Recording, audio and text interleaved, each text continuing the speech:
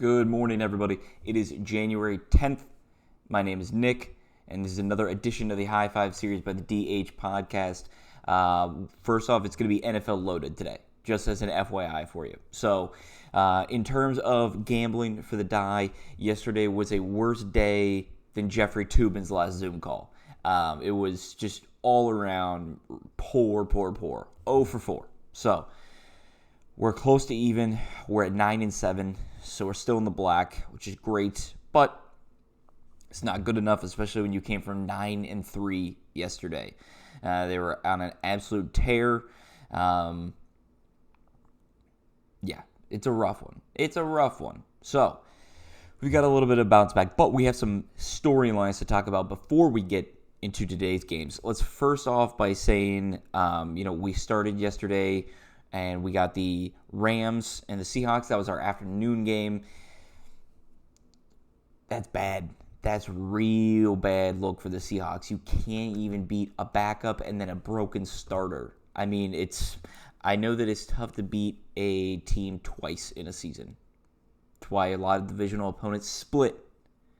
But Seattle was supposed to be a much, much better team. They were at home, they were complete, and they had a full offense. Whereas clearly the Rams didn't. But Sean McVay led them. The Rams are moving on, and it was it was close. I will say that. It was something where did not expect to see anything like that whatsoever. Russell Wilson was not playing up to his normal par whatsoever. But the first game we got yesterday, Colts-Bills. And a lot of people are going to come at Frank Reich for his play calling, whether it was the going for it on 4th and goal instead of just kicking a field goal, where that would have tied the game.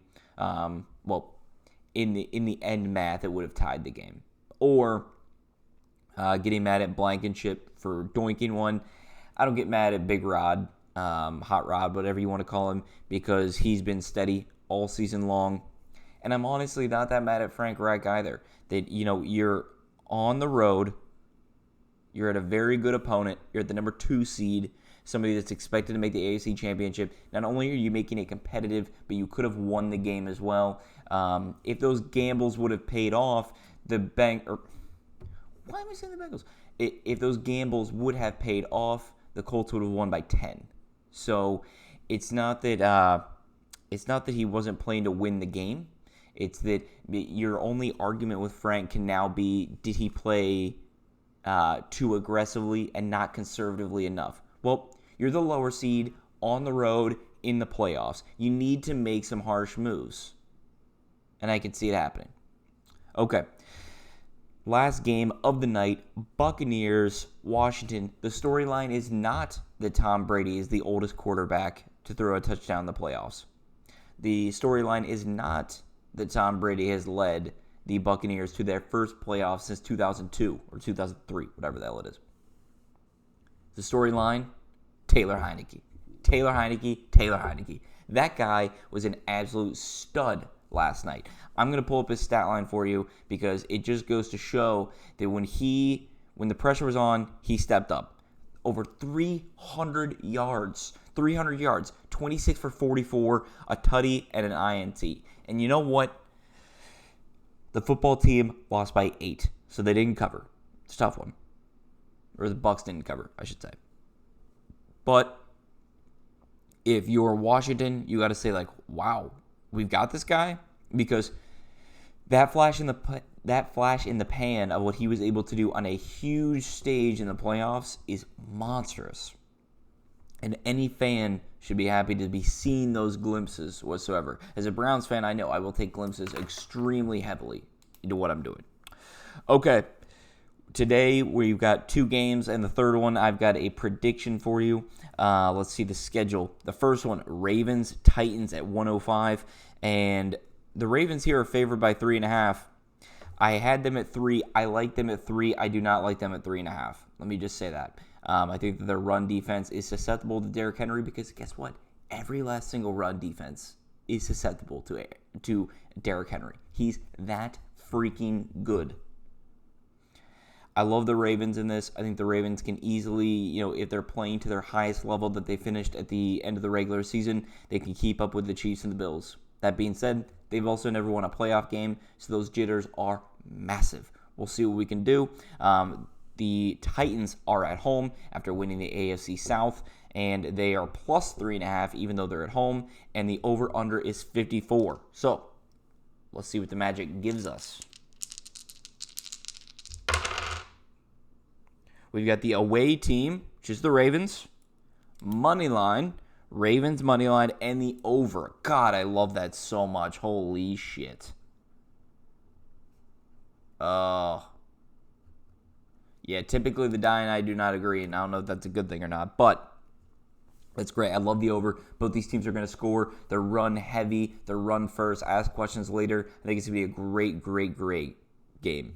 Your afternoon game, which is actually your Nickelodeon game of the day, and I know that it's also going to be on Nickelodeon. I don't have it. I kind of wish I did now, to be fair. It's Bears-Saints. Bears plus 10.5. That's so disrespectful.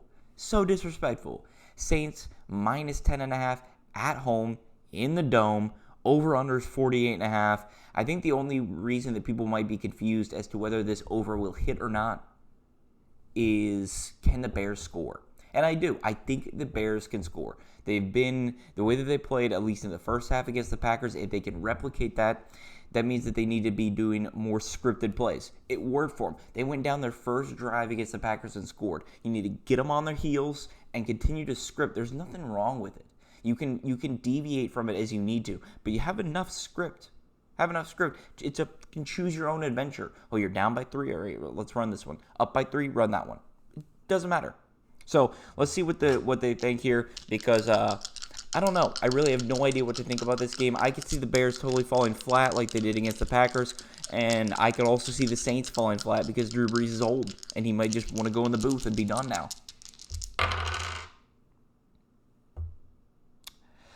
I don't like that bet, but it gave me the same thing. The die repeated themselves. That's not good. Okay. Away team, the Bears. The over. Okay, so over 48.5. And Bears money line. Woo! Folks. I guess there's room for multiple upsets in the book, because there's one thing I know, and this is the Browns' first playoff game since 2002. I could barely sleep last night. It's been a long time. 1-15, 0-16, a lot of anger, a lot of me giving up and already being on to the NBA by now. That's happened more times than I'd like to admit. But here we are. The game will be won and lost on the offensive line and their defensive line. You got Teller out. You got Wills out. And actually, I want to make sure of something here.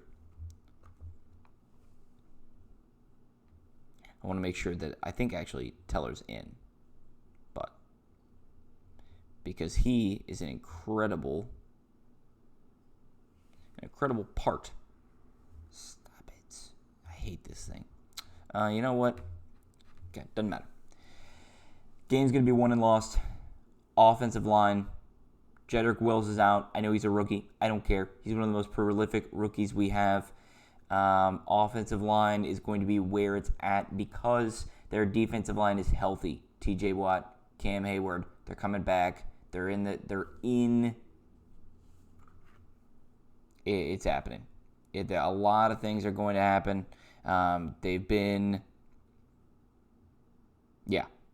Steelers are reporting no injuries. And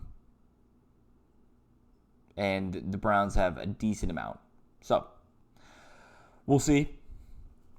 Kevin Stefanski not being there is obviously going to hurt. I wish that the NFL would have done something like, hey, you know what? It's a crazy year. He can be on an iPad on the sidelines. I don't know. I truly don't. I am expecting this team to put up more fight than they've ever put up before. This is the biggest stage. This is the biggest game of their lives.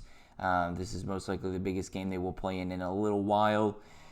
So I'm expecting more fight than anything. I'm expecting the Browns to come out really hot. But I'm expecting a huge game out of Myles Garrett because I don't know. It's just I feel it in the bones. Well, when we played the Giants, when we played the Jets, when we played the Steelers, those last 3 weeks, I had terrible feelings about all of them. We won 2, luckily.